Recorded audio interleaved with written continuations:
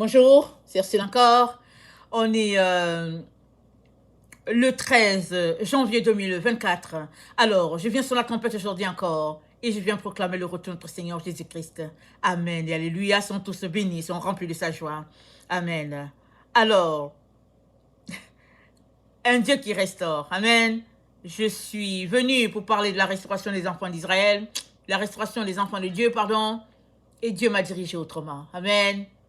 L'Esprit de Dieu m'a saisi et j'ai parlé de Tamar, un Dieu de justice. Amen. Je n'avais pas prévu ça, je ne l'avais pas préparé. Amen. Je n'avais pas préparé la leçon sur Tamar. Je l'ai préparé sur la restauration des enfants de Dieu. Amen. Ils ont béni le Seigneur, n'est-ce pas, pour le Saint-Esprit qui est capable de se mouvoir et puis de nous diriger dans la direction de notre Dieu. Amen. De diriger autrement. Alors que son nom soit béni, je viens apporter cette vidéo que j'ai préparée. Amen. Et un Dieu qui restaure. Zacharie 8. Amen. Le verset 5. Les rues de la ville seront remplies de jeunes garçons et de jeunes filles jouant dans les rues.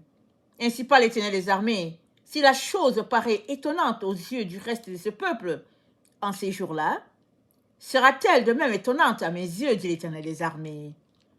Ainsi parle l'Éternel des armées. Voici, je délivre mon peuple du pays de l'Orient et du pays du soleil levant. Je les ramènerai et ils habiteront au milieu de Jérusalem. Ils seront mon peuple et je serai leur Dieu avec vérité et droiture.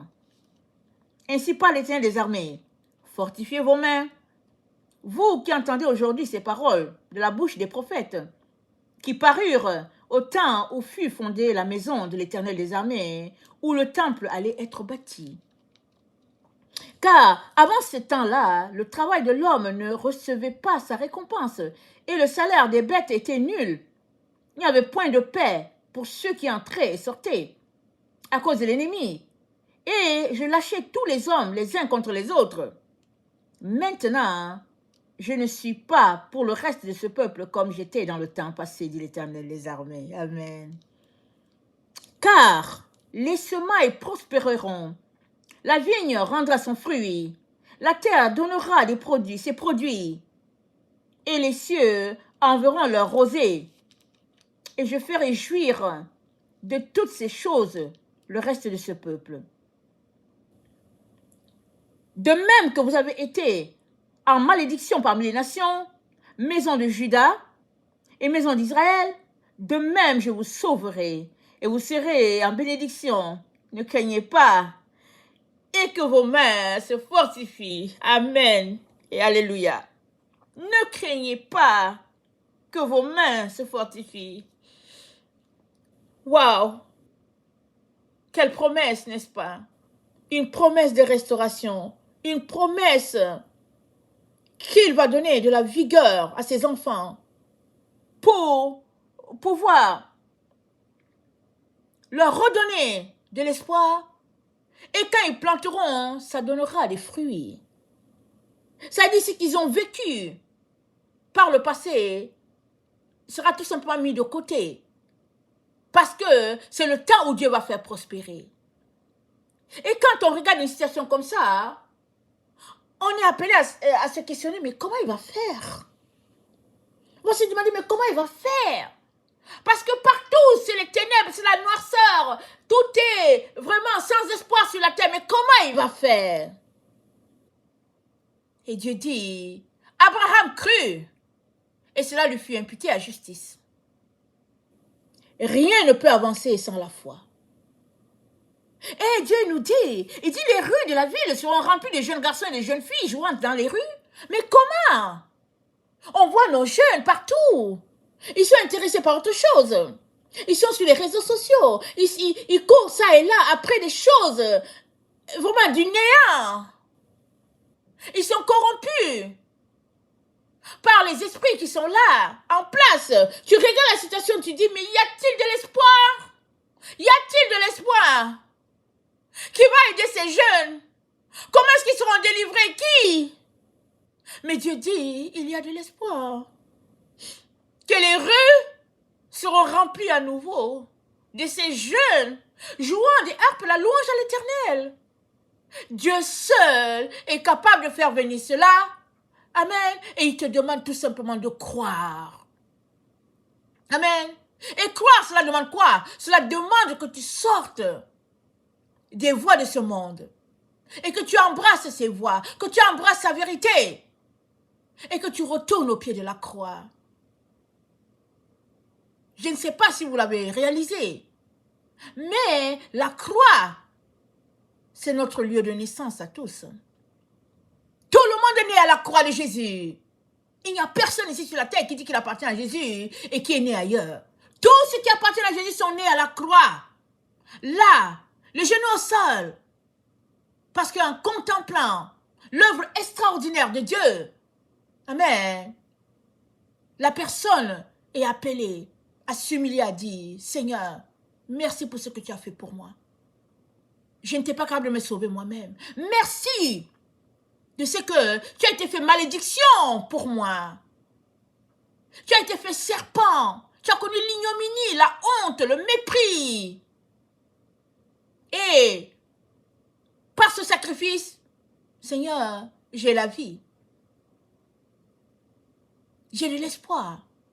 J'ai un nom nouveau. Ça, c'est un point. Deuxième point, il faudrait marcher dans les acquis de Christ. Si tu ne marches pas dans les acquis de Christ, tu as beau dire que la croix est pour toi, il n'y aura pas de changement. Parce que les choses anciennes sont passées, tout est devenu nouveau, maintenant que tu as donné ta vie à Jésus. Et la Bible nous dit de ne plus marcher comme les païens, qui marchaient selon la vanité de leurs pensées, parce qu'ils avaient l'intelligence obscurcie aux choses de Dieu. Mais maintenant que tu es né à la croix, maintenant c'est le temps pour toi de prendre la parole de Dieu, de mettre tes genoux au sol, de venir prier, d'implorer le Seigneur, afin qu'il puisse t'aider par son Saint-Esprit à quitter les voies dans lesquelles tu es actuellement et de marcher dans ces voies. Cette voie qui est loin des choses de la chair. Et ça demande que tu puisses t'impliquer. Amen. Ça demande que tu puisses t'impliquer parce que Dieu est en train de rassembler ses enfants, hein, mais il ne te rassemblera pas sans ta volonté. Tu as besoin de vouloir et de vouloir avec anticipation. Amen. Parce que le zèle qui est en toi, c'est ça qui te conduit, qui te pousse, amen, à aller encore de l'avant. Mais s'il manque de zèle, il est important d'aller devant Dieu, d'attiser le feu, afin que la flamme parte. Ça arrive, n'est-ce pas, que la flamme baisse. Ça arrive qu'on perde l'entrain. Ça arrive. Pourquoi? Parce que le Saint-Esprit n'est plus la priorité. Parce que les choses de ce monde ont tendance à revenir. Parce que souvent peut-être trop fatigué. Peut-être parce que trop lassé. Chacun a ses raisons. Mais si tu marches avec le Saint-Esprit, par le Saint-Esprit, chaque jour, le Saint-Esprit est là pour te remplir. Afin que tu sois une source qui produit de l'huile et qui en distribue. Tu ne peux pas te tarir. C'est pas possible. Là où le Saint-Esprit est, tu ne peux pas te tarir. Mais souvent, le refroidissement vient souvent subtilement. Souvent, on ne s'en aperçoit pas. Et puis, ça vient se glisser. Et puis, le temps qu'on se rend compte, on a perdu l'entrain. Et Dieu vient aujourd'hui en direction de tous ceux-là qui ont perdu l'entrain, leur dire, encouragez-vous. Soyez remplis de zèle à nouveau. Parce qu'il y a de l'espoir. Parce que Dieu est en train de faire des choses nouvelles. Parce qu'il dit que les rues de la ville seront remplies de jeunes garçons et de jeunes filles. Tu t'arrêtes, tu dis, mais comment Comment, Père? Mais il dit, crois. Mais l'erreur qui peut arriver, c'est que tu te dises, ok, on attend pour voir comment il va faire ça. Justement, Dieu ne veut pas que tu attendes, parce qu'il compte sur tes bras. Amen. Il compte sur tes bras pour remplir les rues de ta ville. De jeunes garçons, de jeunes filles. Il compte sur toi pour que cela soit possible. Lui, il le veut, c'est son timing. Mais toi, où es-tu? Où est ton cœur? En direction de quoi est ton cœur?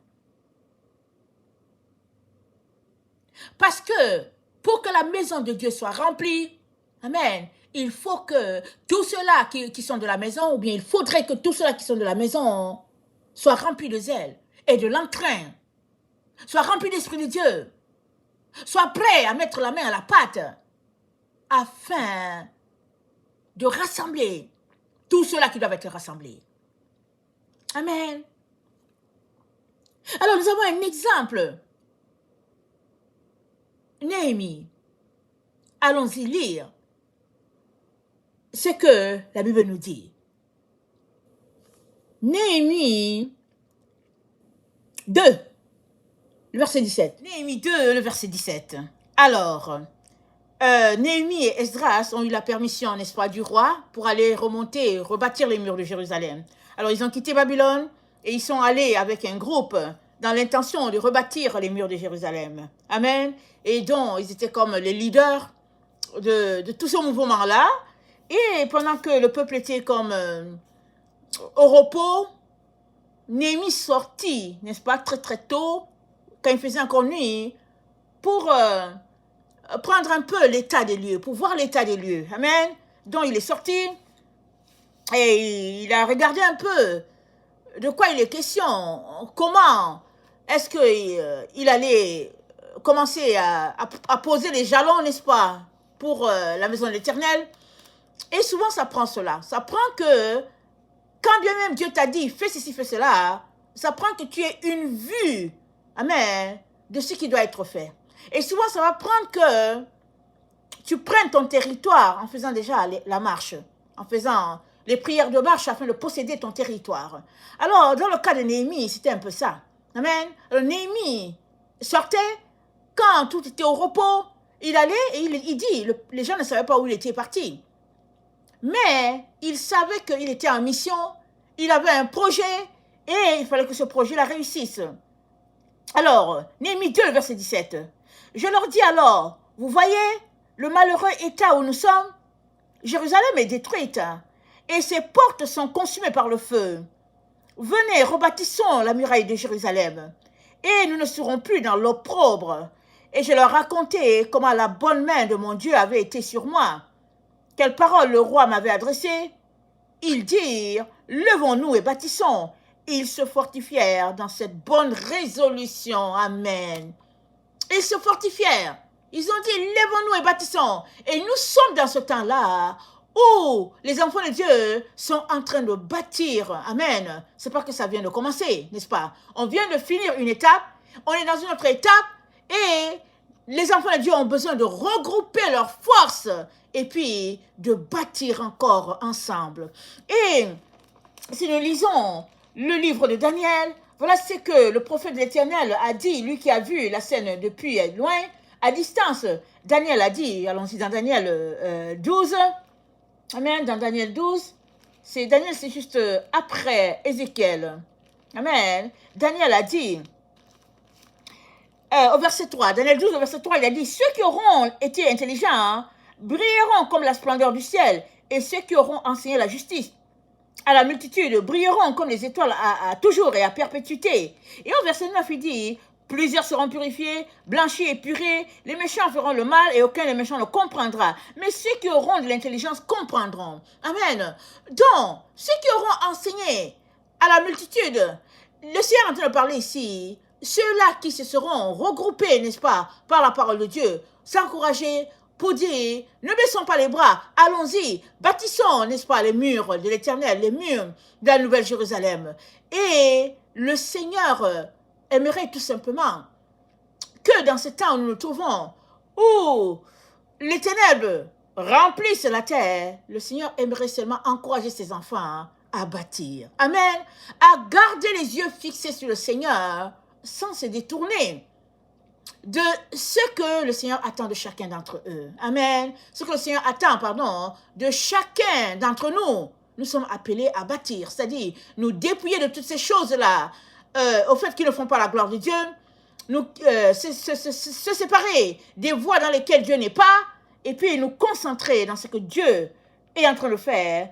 Et c'est dit que dans Daniel 12, le verset 1, c'est dit complètement, disons que Daniel 12, peut-être le verset 1, le 1b, disons-le comme ça, en ce temps-là, ceux de ton peuple qui seront trouvés inscrits dans le livre seront sauvés. Amen. Alors, nous savons tous que c'est question d'accepter le salut de Jésus, amen, et de marcher dans la délivrance que Jésus-Christ a acquise pour nous. Nous savons cela. Alors, c'est une chose de dire, je suis à Christ, il m'a lavé, il m'a secouru, il m'a délivré. C'est une autre de marcher dans ce qu'il a acquis pour toi. Et ça va prendre que tu puisses renoncer à toutes ces choses de la chair qui te gardent loin de ton Dieu et mettre la main à la pâte, amen, et bâtir comme le groupe qui était là avec Néhémie qui a dit, levons-nous et bâtissons, amen, et ils se fortifièrent dans cette bonne résolution, amen, alléluia. Mais quand nous continuons de lire le livre de Néhémie, on va voir que les opposants se sont levés. Ceux-là qui voulaient que le temple de Dieu reste comme ça dans son état dépravé, ils n'étaient pas contents. Et ils ont commencé à mettre le bâton dans les roues de tous ceux-là qui voulaient bâtir. Donc finalement, Néhémie et Esdras et le groupe sont venus de Babylone pour bâtir. Finalement, le groupe s'est scindé en deux. Il y avait ceux-là qui voulaient et il y avait les autres qui ne voulaient pas. Et généralement, ceux-là qui ne voulaient pas, ici, dans le livre de Néhémie, ça nous dit qu'ils étaient d'autres nations. Ou bien ils étaient mixtes. En tout cas, ils avaient pris de l'ascendance sur Israël. Amen. Et ils étaient contents dans cette situation-là. Parce que étant des étrangers, les Ammonites par exemple, ou bien les Moabites, tous ces gens-là, ils étaient privés de droit de cité en Israël. Ils étaient privés de mettre les pieds dans le temple de l'Éternel parce qu'ils étaient considérés comme souillés. Mais eux, ils étaient contents de la situation. Alors que le temple était à terre, ils étaient contents parce qu'ils avaient accès au temple. Et puis, ils y envoyaient de la souillure, de la pourriture spirituelle, si bien que le temple était sale. Eux, ils étaient contents. Parce qu'ils allaient continuer d'avoir de l'ascendance sur Israël. Mais regardez ce que Néhémie 3 nous dit au verset, attendez, je lis mes notes, c'est Néhémie 4. Néhémie 4 au verset 17, voilà ce qui est dit. Néhémie 4, le verset 17, et c'est dit, ceux qui bâtissaient la muraille et ceux qui portaient ou chargeaient les fardeaux travaillaient d'une main et tenaient une arme de l'autre. Chacun d'eux, en travaillant, avait son épée ceinte autour des reins. Celui qui sonnait la trompette se tenait près de moi. J'ai dit aux grands, aux magistrats et au reste du peuple, l'ouvrage est considérable et étendu, et nous sommes dispersés sur la muraille, éloignés les uns des autres. Au son de la trompette, rassemblez-vous auprès de nous, vers le lieu d'où vous l'entendrez. Notre Dieu combattra pour nous. Amen, alléluia. Amen. Alors Néhémie rassemble la troupe pour dire, écoutez, on est trop dispersés. Si l'ennemi vient, ce sera compliqué, n'est-ce pas, de se rassembler à temps. Bâtissons, soyons regroupés, et puis allons d'un même pas. Amen, alléluia. Verset 21, c'est ainsi que nous poursuivions l'ouvrage, la moitié d'entre nous, la lance à la main, depuis le lever de l'aurore jusqu'à l'apparition des étoiles. Dans ce même temps, je dis encore au peuple que chacun passe la nuit dans Jérusalem avec son serviteur. Faisons la garde pendant la nuit et travaillons pendant le jour. Et nous ne quittions point nos vêtements, ni moi, ni mes frères, ni mes serviteurs, ni les hommes de garde qui me suivaient. Chacun n'avait que les armes et de l'eau. Waouh! Il n'avait que des armes et de l'eau. Alors, moi, je m'arrête, je me dis, mais comment ils faisaient? Ça veut dire qu'ils étaient dans un état de jeûne. Ils avaient de l'eau. Mais regardez, dans cette partie-là du monde, il fait chaud. Je vais vous dire, il fait chaud. Et quand il fait chaud, le soleil frappe. En tout cas, c'est pas donné. Et s'ils bâtissaient en automne, parce que je n'ai pas essayé de, j'ai pas ramené le temps dans lequel ils étaient en train de bâtir, je n'ai pas calculé. Amen, je n'ai pas essayé de faire la correspondance avec notre temps. Alors, s'ils étaient en train de bâtir en été, ça veut dire qu'ils avaient chaud. Et s'ils étaient en train de bâtir vers l'automne, ça veut dire qu'ils avaient un peu froid. Mais toujours est-il que ils avaient leurs armes. Amen. Et puis de l'eau. C'est tout. Ceux qui bâtissaient étaient donc concentrés, n'est-ce pas, sur la tâche que Dieu leur avait donnée, que Dieu leur avait demandé de faire. Ils étaient concentrés là-dessus.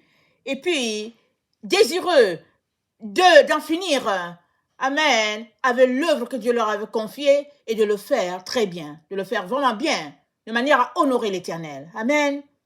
Mais, pendant que nous continuons de lire, il y avait là-dedans des gens qui n'avaient pas le cœur circoncis. Amen, c'est-à-dire, leur cœur n'était pas entièrement à Dieu. Ils étaient dans des œuvres qui n'étaient pas bien. Et ça a hérité Néhémie. Et dans Néhémie 5, le verset 4, d'autres disaient, nous avons emprunté de l'argent sur nos champs et nos vignes pour le tribut du roi. Et pourtant, notre chair est comme la chair de nos frères. Nos frères sont comme leurs enfants. Et voici, nous soumettons à la servitude de nos fils et nos filles. Et plusieurs de nos filles y sont déjà réduites. Nous sommes sans force, et nos champs et nos vignes sont à d'autres. Je fus très irritée lorsque j'entendis des plaintes de ces paroles-là. Donc, pendant que Néhémie est venu, qu'il a assemblé le peuple pour qu'il puisse bâtir, il y avait quand même au milieu de ce peuple-là des gens qui abusaient de leurs frères. C'est-à-dire, ils savaient que c'était important que le temple soit rebâti. Ils étaient au courant des règles de l'Éternel parce que les Israélites savaient ce que Dieu leur avait donné comme conseil les concernant, parce qu'ils étaient 12 fils sortant du même père. Et ils ne devaient pas prêter avec intérêt, ils ne devaient pas faire esclaves leurs frères, etc., etc. Mais, alors que le temple, les murs du temple étaient à terre, Israël s'est retrouvé à marcher comme les nations.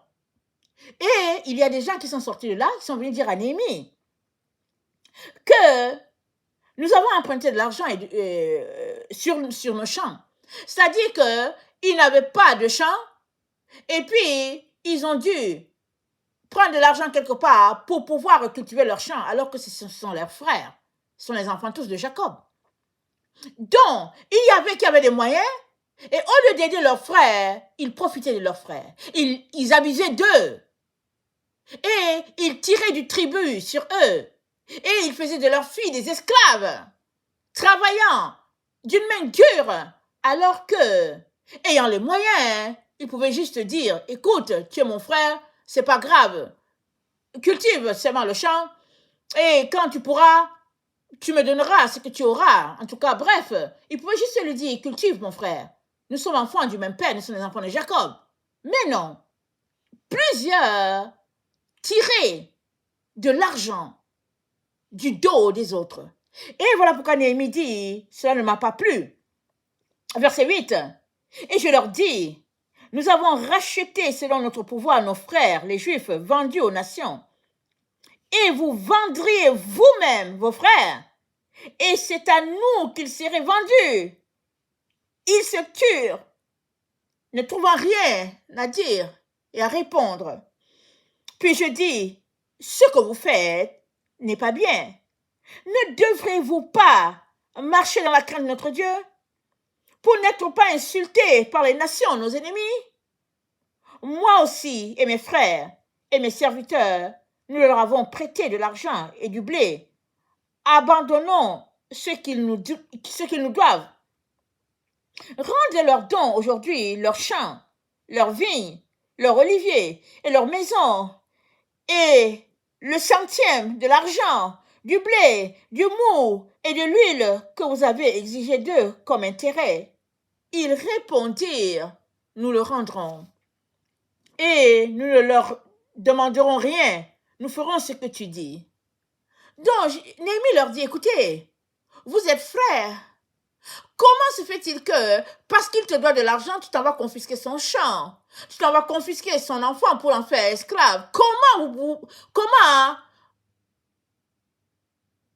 Vous en êtes-vous rendu là, à cette étape-là de votre vie? Comment? Et ils se sont repentis, ils ont dit on va leur remettre leur champ. Voyez-vous, marcher selon la voie de Dieu, ça demande de se conformer à ce que Dieu attend de chacun. Et c'est une marche d'amour. Tu ne peux pas dire que tu as marché dans les voies de Dieu et mépriser ton frère, mépriser ta sœur et abuser. Et voilà le temps dans lequel nous sommes, les enfants de Dieu, abusant les uns des autres. Marchant sur les voies de Babylone, se renflouant les poches, alors que d'autres ont faim, d'autres ont tellement qu'ils ne savent pas quoi en faire. Alors que d'autres ne savent pas où se mettre parce qu'ils ont tellement des besoins, d'autres gardent de l'argent emmagasiné et puis ils ne savent pas quoi faire de cela. Et Dieu dit, vous ne pouvez pas marcher comme ça. Parce que ça, c'est manquer d'amour envers son prochain. Et comment allez-vous vous en sortir devant les nations? Parce que les nations vous observent. Ce sont les nations qui vous ont rendu esclaves. Comment vous aussi pouvez-vous rendre vos propres frères esclaves? C'est ça que Néhémie est en train de leur dire. Et Néhémie les a exhortés à changer. Amen. Parce que certains avaient des business à côté, et puis chacun essayait de profiter de l'autre de manière à être un seigneur sur l'autre. C'est la même chose qui se passe aujourd'hui dans l'église de Jésus-Christ. Ça se passe ainsi. Et dans Apocalypse 3, le verset 17, Jésus-Christ dit, parce que tu dis, je suis riche, je me suis enrichi, je n'ai besoin de rien, et parce que tu ne sais pas que tu es malheureux, misérable, pauvre, aveugle et nu, je te conseille d'acheter de moi de l'or éprouvé par le feu, afin que tu deviennes riche et des vêtements blancs, afin que tu sois vêtu, et que la honte de ta nudité ne paraisse pas un collier pour un de tes yeux, afin que tu vois. Moi, je reprends et châtie tout ce que j'aime. Aie donc du zèle et répands-toi. Amen. Alors, c'est la dynamique, n'est-ce pas, qui se passait du temps de Néhémie, c'est ça qui se passe aujourd'hui sur la terre. Les gens se renflouent les poches. Ils courent après les voies de Babylone. Et Dieu dit à ses enfants, mon peuple, sortez de là. Sortez de là. Ayez une marche. Tournez vers les voies de Dieu. Ce n'est que comme ça que vous allez bâtir selon le plan de Dieu. Ce n'est que comme ça que vous resterez sur la terre. Parce que la terre appartient aux débonnaires. Amen. La terre, c'est pour les débonnaires. C'est ça que Dieu a dit. Et un débonnaire, c'est quelqu'un qui marche dans l'amour, dans la compassion. Amen. Dans la crainte de Dieu. Et voilà les temps dans lesquels nous sommes. Et Dieu nous dit qu'il est en train de rassembler ses enfants. Alors qu'il nous rassemble, nous aussi en retour, nous devons nous dépouiller de toutes ces habitudes-là que nous avons acquises par-ci, par-là, qui ne font pas la gloire de Dieu. Et cela, Dieu ne peut pas tordre ta main. Néhémie n'a pas tordu la main des autres. Il leur a dit, voilà comment vous devez le faire. Et ils ont dit, nous le ferons. Aujourd'hui encore, la même chose que Dieu dit. Et il nous appelle tous à bâtir sa maison. Mais il ne va pas te tordre la main. C'est seulement qu'un souillé ne peut pas rester dans la maison de l'Éternel. Et on est là en train de bâtir sur des choses, des voies qui semblent nouvelles. Je dis semblent, mais c'est des anciennes voies. C'est comme ça que les prophètes d'avant ont marché. C'est comme ça que les apôtres ont marché. Dans la sainteté, dans la pureté, dans la chasteté devant leur Dieu. Ils n'étaient pas 115% avec Dieu et puis 25% avec le monde. Non, non, non. Ils étaient avec leur Seigneur entièrement à 100%. Alors que tu es là en train de te dire comment je vais faire.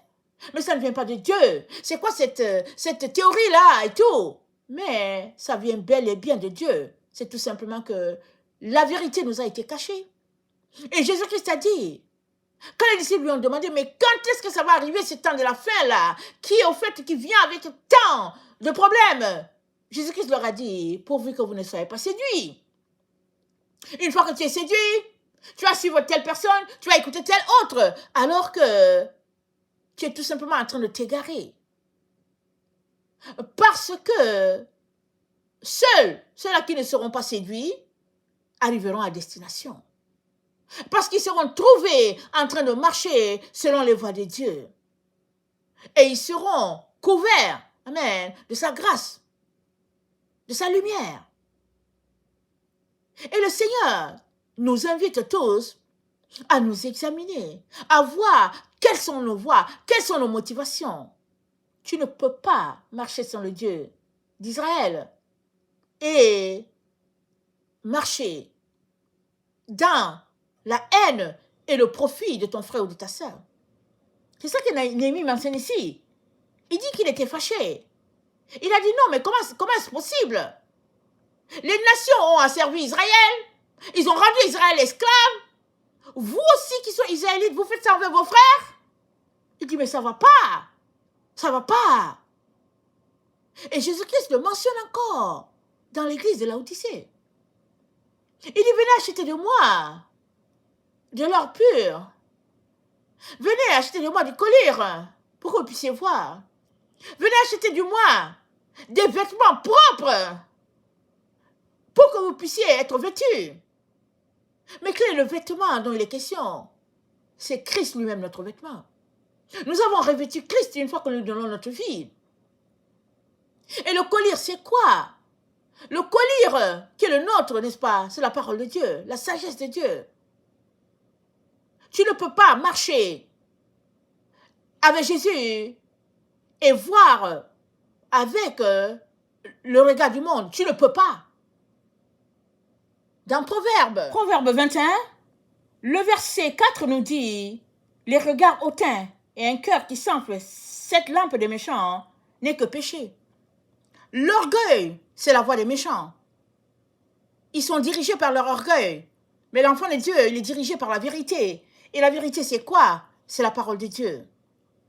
Ce sont les préceptes de Dieu, ce sont ses commandements. C'est ça qui dirige l'enfant de Dieu. Voilà pourquoi Jésus-Christ dit à l'église de Laodicée, viens acheter de moi du collyre. Ça dit, viens dans ma présence. Viens, assois-toi avec moi, là, et je vais t'enseigner. Et je vais te diriger, je vais te conduire. Ta parole est une lampe à mes pieds, une lumière sur mon sentier. Voilà ce que Dieu attend, amen, de ses enfants, qu'ils viennent dans sa présence, amen. Et à chacun, il donnera des instructions, disant à l'un et à l'autre comment marcher.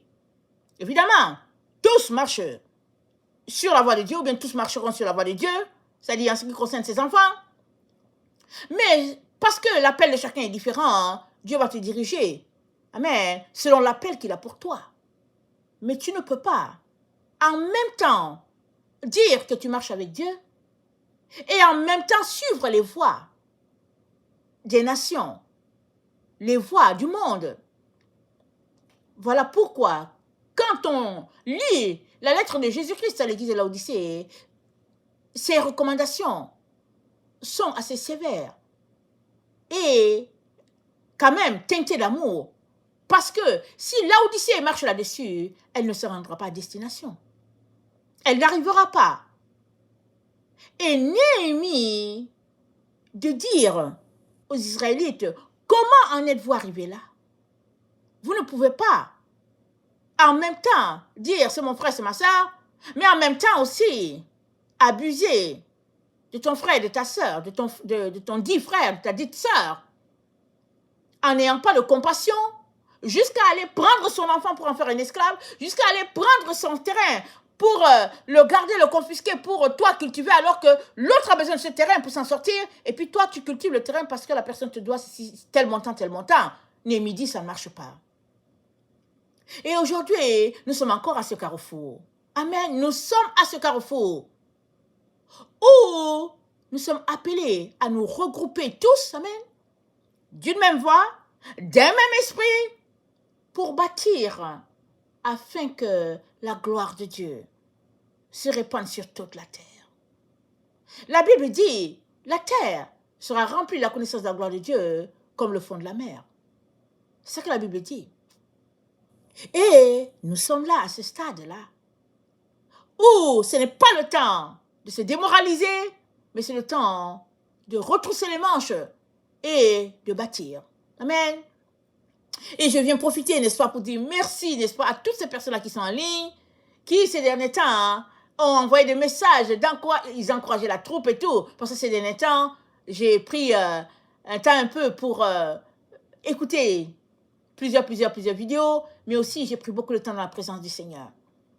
Et j'étais tellement bénie, n'est-ce pas, d'entendre des messages d'encouragement de la Scotland, des États-Unis, et puis d'un peu partout, de la France et tout. C'est encourageant tout ça. Et puis, on se sent appartenir à une famille en train de bâtir pour la gloire de Dieu. Amen. On ne doit pas baisser les bras et on doit se comporter de manière à ne pas se laisser salir, à ne pas se laisser souiller. Et c'est là que tout se joue. Alors, je vous encourage de continuer de lire le livre de Néhémie. Vous allez voir comment on appelle ça, des pièges placés par là, par ce groupe-là, qui n'était pas content. Et ils essayaient de tout faire pour démoraliser la troupe et pour mettre les bâtons dans le projet de l'Éternel. Et Dieu révélait des choses à Néhémie. Et Néhémie a continué avec le projet jusqu'au bout. Et quand le projet a été achevé, qu'est-ce que Néhémie a fait? Il a fait sortir du temple de Dieu les effets de ceux-là qui étaient souillés. Et il a placé des personnes sûres pour garder le temple. Et il a nommé des familles pour que la flamme soit toujours dans la maison de Dieu. Telle personne devait envoyer du bois, telle personne devait s'assurer qu'il y aurait de l'huile, telle personne devait s'assurer d'un état de propreté, de manière à ce que le temple soit fonctionnel, mais que la gloire de Dieu ne soit pas coupée. Et la gloire de Dieu était vue comment? Par le feu, alléluia, et l'huile qui était toujours là, qui devait brûler constamment devant l'Éternel. Et c'est la même chose que Dieu nous demande. Amen. Nous ne devons pas baisser notre zèle, nous ne devons pas baisser les bras, nous ne devons pas nous décourager, mais retrousser les manches et garder les regards fixés sur notre Dieu. Est-ce à dire que le découragement ne va pas venir? Ça peut venir, n'est-ce pas? Ça peut venir. On a l'exemple de Néhémie. Pas de Néhémie, l'exemple d'Élie. Élie a été découragé, il est allé se réfugier dans la grotte. Et là, dans la grotte, il a connu le miracle de Dieu. Il a été nourri par un corbeau. Et la Bible nous dit, pendant qu'il était dans la grotte, il y a eu un tremblement de terre, il y a eu un feu, il y a eu un vent. Dans tout cela, Dieu n'était pas là. Mais Dieu était dans le doux murmure. Amen. Et quand il a entendu le doux murmure, il a pris son manteau et s'est couvert le visage parce que Dieu faisait sentir sa présence. Et ce n'est que comme ça qu'il a entendu Dieu. Il n'a pas entendu quand c'était le brouhaha, quand c'était terrible, quand c'était le découragement. C'est pas dans ça qu'il a entendu Dieu. C'est pas dans le tremblement de terre. Non, non, non. Il a entendu Dieu dans le calme. Et qu'est-ce que Dieu lui a dit? Qu'est-ce que tu fais là, Élie? Qu'est-ce que tu fais là? Alors, le Dieu que nous servons est un Dieu rempli d'amour, est un Dieu rempli de compassion, est un Dieu qui vient encourager la troupe, est un Dieu qui nous dit de ne pas baisser les bras. Parce que nous sommes dans le temps où il rassemble ses enfants, où il restaure Israël. Et Israël n'est pas juste localisé dans un endroit sur la terre. Israël est dispersé sur toute la terre. Israël, ce n'est pas juste un peuple donné. Israël, c'est tous les êtres humains sur la terre, pourvu qu'ils donnent leur vie à Jésus-Christ, parce que Judas, c'est là la porte par laquelle il faut entrer. Amen. Et Jésus-Christ, non seulement a prouvé qu'il est l'agneau de Dieu immolé, celui-là qui devait venir, mais Jésus-Christ a prouvé, hors de tout doute,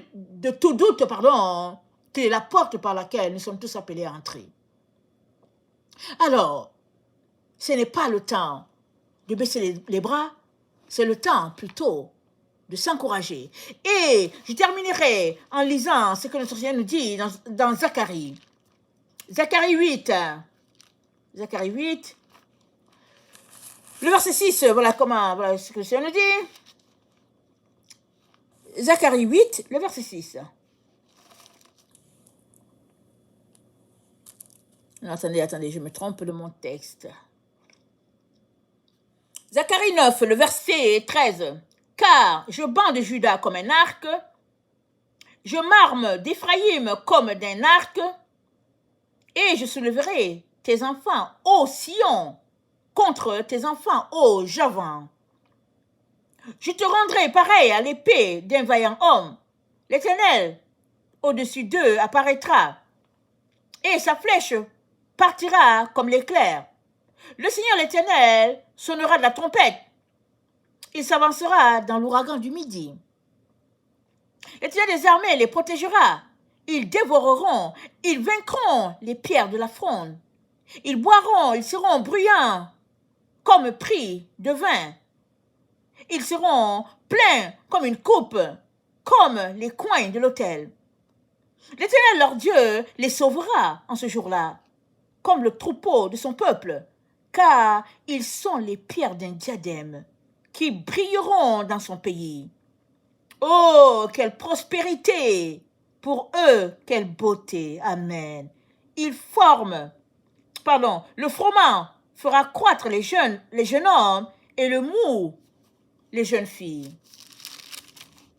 Amen. Le froment fera croître les jeunes hommes et le mou, les jeunes filles. Le même message que Dieu nous donne dans Zacharie 8, le verset 5. Il dit, les rues de la ville seront remplies de jeunes garçons et de jeunes filles jouant dans les rues. Tu t'arrêtes, tu te dis, mais comment est-ce possible? Parce que la terre est souillée, parce que tout est ténèbres, tout est vraiment dépravation. Les jeunes ne tournent plus les yeux vers le Seigneur, ils ne connaissent plus le catéchisme, ils sont portés vers d'autres choses. Et puis voilà, Seigneur, voilà ce qui se passe, et puis ta. Et le Seigneur dit, c'est possible. Le Seigneur dit, c'est le temps où je ferai ces choses-là. Si la chose semble impossible à tes yeux, salée à mes yeux, c'est possible. Pourquoi? Regardons Zacharie 9, le verset 15. L'Éternel, oui, le verset 15. L'Éternel des armées les protégera, ils dévoreront, ils vaincront les pierres de la fronde, ils boiront, ils seront bruyants comme pris de vin. Le Saint-Esprit, amen, comme pris de vin. Dieu est en train de pointer le Saint-Esprit. Il est en train de dire, je les remplirai de ma présence, je les remplirai de mon vin, je les remplirai de mon eau, j'enverrai sur eux une fraîche eau, et ils seront remplis de ma présence, et ils feront l'œuvre de l'Éternel. Amen, alléluia. Il dit, ils seront pleins comme une coupe, comme les coins de l'autel. Amen. Et nous savons qu'à l'autel, la présence de Dieu est là-bas. Ici, ça renvoie à l'image du tabernacle. Quand Moïse était là-bas dans le tabernacle, la présence de Dieu était manifeste. Les coins de l'autel. Et puis, les coins de l'autel, vous savez que l'autel du pardon, il y avait 4 cornes. Quand quelqu'un voulait demander pardon, quand il avait fait quelque chose de grave et qu'il savait que, bon, il allait, en tout cas, périr, que le roi allait faire quelque chose, il suffisait que les gens courent, qu'ils aillent à l'autel, et puis qu'ils attrapent les cornes pour demander pardon, et puis le pardon leur sera accordé. Donc Dieu est ici en train de parler de pardon. Il est en train de parler de remplir ses enfants de sa présence, de son Saint-Esprit, de son huile. Et il est en train de parler, du fait que le zèle sera à nouveau dans sa maison. Et où sera le zèle? Parmi les jeunes. Alors tu peux regarder pour dire, pardon, les jeunes, comment? Mais le Seigneur dit de ne pas se décourager. Parmi les jeunes, oui. Parmi les jeunes, Dieu va faire des prouesses, des choses extraordinaires. Pourquoi? Parce qu'on est dans le temps où il a décidé, amen, de restaurer ses enfants. Il a décidé de faire de nouvelles choses sur la terre. Amen. C'est ça que notre Dieu est en train de dire. Alors, attendez, j'ai dit que j'allais finir avec ça, mais au fait, il y a un texte que je devais lire. Je regarde mon texte. C'est Ésaïe 43, voilà, excusez-moi, il était presque caché. Je vais terminer avec ça, effectivement. Ésaïe 43, le verset 18. Ésaïe 43, le verset 18, ça dit ceci. Ne pensez plus aux événements passés et ne considérez plus ce qui est ancien. Voici, je vais faire une chose nouvelle sur le point d'arriver. Ne la connaîtrez-vous pas? Je mettrai un chemin dans le désert et des fleuves dans la solitude. Les bêtes des champs me glorifieront, les chacals et les autriches, parce que j'aurai mis des eaux dans le désert, des fleuves dans la solitude, pour abreuver mon peuple, mon élu. Le peuple que je me suis formé publiera mes louanges. Et tu ne m'as pas invoqué, ô Jacob, car tu t'es lassé de moi, ô Israël. Tu ne m'as pas offert des brebis en holocauste, et tu ne m'as pas honoré par tes sacrifices. Je ne t'ai point tourmenté par tes offrandes, et je ne t'ai point fatigué pour ton encens. Tu n'as pas à prix d'argent acheté pour moi des aromates, et tu ne m'as pas rassasié de la graisse et des sacrifices. Mais tu m'as tourmenté par tes péchés, tu m'as fatigué par tes iniquités. C'est moi qui efface tes transgressions pour l'amour de moi, et je ne me souviendrai plus de tes péchés. Réveille ma mémoire, plaidons ensemble, parle toi-même pour te justifier. Amen. Qu'est-ce que Dieu est en train de dire ici? Il dit, ces choses seront possibles par sa propre volonté. Ce n'est pas par la volonté d'un homme. C'est lui-même qui a décidé que les choses seront ainsi. Qu'il va remplir les jeunes. Ils vont se répandre dans les rues de toutes les villes. Et il va créer quelque chose de nouveau sur la terre. Ces jeunes seront encore zélés pour le Seigneur. Il dit qu'il va créer des fleuves dans la solitude, dans le désert. Dieu dit qu'il va placer des fleuves à cet endroit pour abreuver son peuple. Voilà ce qu'il va faire. Ce n'est pas quelqu'un qui lui donne ce conseil, ce n'est pas quelqu'un qui le force, c'est lui-même Dieu qui a décidé de faire cela pour son amour, son propre amour envers ses enfants. Il a décidé de faire cela. Mais voilà le problème. Jacob s'est lassé de lui. Et toi qui écoutes, es-tu toujours en amour pour Dieu? Es-tu toujours zélé pour ton Dieu? As-tu encore soif de lui? Viens-tu encore dans sa présence pour pleurer? Soupires-tu encore pour un temps d'intimité avec lui? Qu'es-tu en train de faire? Parce que seuls ceux-là qui resteront à sa présence, qui soupiront après lui, seront remplis de son eau, seront remplis de son vin et seront des clés pour pouvoir toucher d'autres et répandre la gloire de Dieu partout sur la terre. Parce que la terre sera remplie de la connaissance de la gloire de Dieu. Comme le fond de la mer, dit l'Éternel. Et personne ne l'empêchera. Personne ne bloquera ce projet. Bien que l'ennemi s'évertue à mettre des barrières par-ci par-là, Dieu dit, ce projet va se réaliser. Pourquoi? Parce que tous ceux-là qui seront remplis de zèle, tous ceux-là qui viendront dans la présence de Dieu, tous ceux-là qui vont dépendre de Dieu, qui vont tisser cette relation-là avec Dieu, tous ceux-là qui auront soif de lui, Dieu les remplira pour qu'eux aussi, ils puissent se remplir d'autres. Amen. Que le Seigneur bénisse sa parole. Maranatha, Jésus revient. Amen. Et lui, à sont tous bénis. Amen et amen. Amen.